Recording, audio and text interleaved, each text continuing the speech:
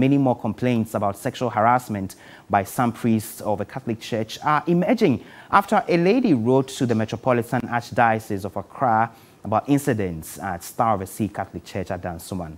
Pressure is mounting on the church to publicly speak on the specific claims at the Dansoman parish, in which a lady is requesting the church to address issues of abuse there. So let me just quickly run by you those details of the letter written by a lady to the Metropolitan Archdiocese of Accra. She's specifically asking the Metropolitan Archbishop to intervene and address those issues of sexual abuse. Now, in that letter, she wrote to the Archdiocese, which was subsequently responded to. The Archbishop addressed her and assured that they were addressing these particular matters and that a sexual abuse officer had been, assigned to look into these particular matters. But following that, there's been a lot more revelations from individuals on social media who have also been speaking up. So one of those individuals wrote, for example, "My sister told me, do not permit a priest to do anything with you, as it is a great sin and you will go to hell." That's one of the individuals who was speaking.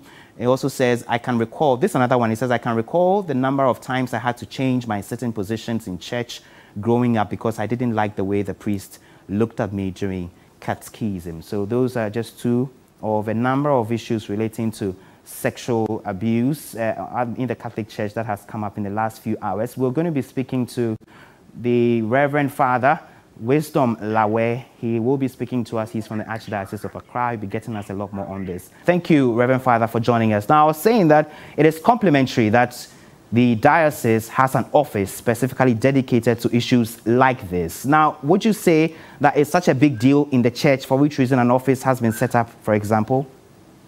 Thank you very much for having me, and good afternoon to your viewers. Let me say that, yes, you are right to say that it is commendable to have the Archdiocese set up an office and appoint also personnel to handle this matter. The matter is very important because we are looking at the integrity of the church in the preaching of the gospel to her members. And the church is a place where salvation is sought. The gospel is preached to bring relief and salvation to people. Okay. And so if there are such cases of abuses, in terms of sexual abuses, the church would always take this matter up very strongly. And so the reason why the Archbishop has set us an office, okay, to ensure that this is dealt with. Okay. It is on the backdrop of the fact that the church worldwide has suffered this reputational crisis where some of her clerics, priests have engage themselves in these abuses. Let me quickly say that the impression is being created as if our brother priests at the Star of the Sea Catholic Church in Dansoman are the ones who are perpetrating the sexual abuse.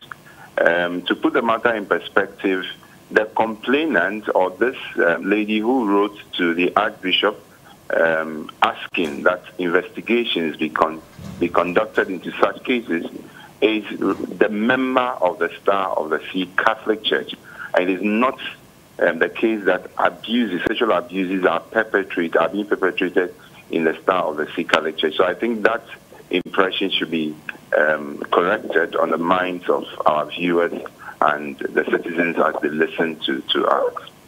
Okay, and so the clarification again, if I got you right, is that this individual who wrote to you is not writing necessarily about abuses in the Star of the Sea Church at Dansoman specifically. No, please. It's not about the Star of the Sea. She is a member of the Catholic Church, and she's a parishioner at the Star of the Sea Catholic Church. That is the impression. That is what she wrote to us about, and that is what we know. And it's not about abuses in the Star of the Sea Catholic Church. And what's the nature of some of the cases, if you may, tell us about that has been spoken about, which you are dealing with at your office level? Let me also quickly say that the concerns she has raised are all allegations. And that's the more reason why the letter you claim to have intercepted is a letter that is, first of all, commending her for her bold step in having to bring this to the attention of the Archbishop, and the Archbishop commended her for that courageous effort. Normally, in these abuses, it's very important that we remind ourselves that until we find anyone culpable, they remain allegations. And the reputation on individuals, even the perpetrators, as well as the victims, are all at stake. And so these are done in an atmosphere of confidentiality, not with the intention to cover up, but to ensure that all the parties to such supposed abuses are dealt with in a manner that do not expose anyone. Okay. You realize that even while I'm talking to you, I am not mentioning the complainant's name, because even her actions, while they are goodwill, could be misconstrued by others. So all of these parties must be protected, image must be protected and ensured that until we have clarity of facts and we are able to lay hands on specific cases, we can only be doing investigations to establish facts. And so that is where we are. Now, you asked about what cases. So generally, sexual abuses come in different forms. You know, it could come in the form of harassment. It could come up in the form of rape. It could come in the form of some defilement. What we also try as much as possible to do is to ensure that the various environments of the church, so the church premises itself, our schools, our health facilities, are all safe enough for those who access them. Okay. Definitely, workers of the church also reach out to those who access the services of the church. And so, even as these personnel work in the name of the church, we ensure that they exercise their ministry, whatever services they render, within a certain safe environment to ensure that no one is hurt, no one is abused, and everyone is protected. Okay. Before I let you go, Reverend Father, there's also the concern that sometimes these issues come up, the report has been made, the complaint has been made, then behind the scenes there's an attempt to victimize the individuals, then they back out of the allegations and the complaints they had made initially. That's what we've seen, in the past few months. How do you respond to this specifically, and what's the assurance? I don't think, you see, let me be very sincere with you, that taking these issues up comes with a lot of courage. Right. Sometimes a lot of shame and embarrassment go into that. It takes very strong-willed persons to step out and say, I've suffered this, I've gone through this, and so I need some redress.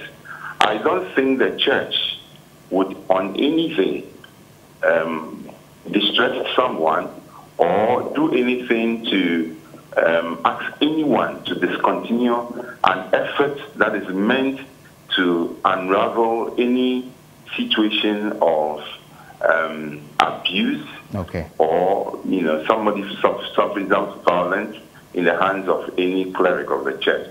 I don't think that will be encouraged, and this is all part of the reasons why such efforts will be sanctioned. And just to assure the listening public and the viewing public that on any day, if there are any of such situations, kindly do not hesitate to report them to us so that the church can take the matter up. All right, thank you very much. We'll try as much as possible to do the best we can. Okay. But let me also say that the church has its own structures, and would always exhaust this structure to ensure that abuse and violence in all its forms are minimized as much as possible. We also need to continue to educate our clerics to ensure that they themselves know the implications and the far ramifications of some of these concerns that come to our attention. So we'll do as much as possible to attend to possible perpetrators as well as victims, and even complainants, families who have such concerns can always lay them at our table.